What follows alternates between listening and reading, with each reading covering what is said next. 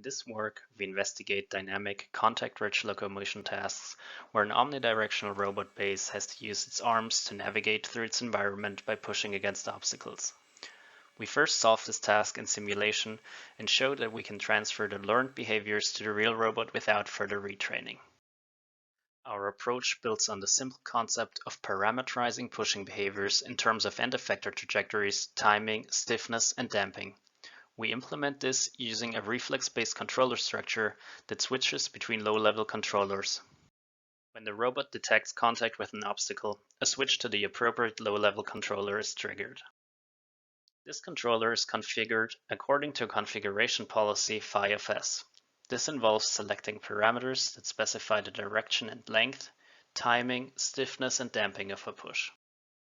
The pushing configuration is then converted to an end effector trajectory, which is then executed by the robot. We find configuration policies through optimization as described in the paper. We test our approach on 3 different tasks in simulation. In the left environment, the robot is initially static and needs to learn to push off from an obstacle to get to its goal, which is marked by the green circle. In the second and third environment, the robot is moving towards the obstacle and away from the goal location. To reach the goal, the robot needs to change its momentum by pushing off from the obstacle. We observe distinct behaviors for similar goals. For example, goal locations to the left require a right arm push and vice versa. These motion families are also reflected by clusters within the arm joint angle trajectories and direction of the push, as shown in the plots on the right.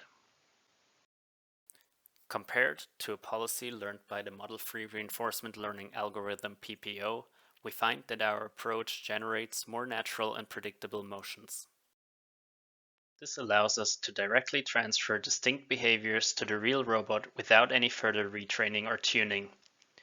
Using the optimized controller configurations learned in simulation, we evaluate the real robot behavior for the circled grid points. We start with a push to the right.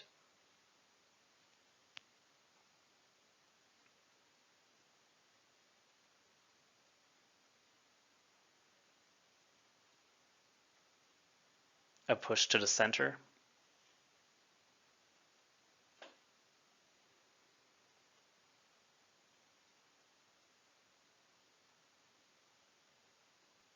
And a push to the left.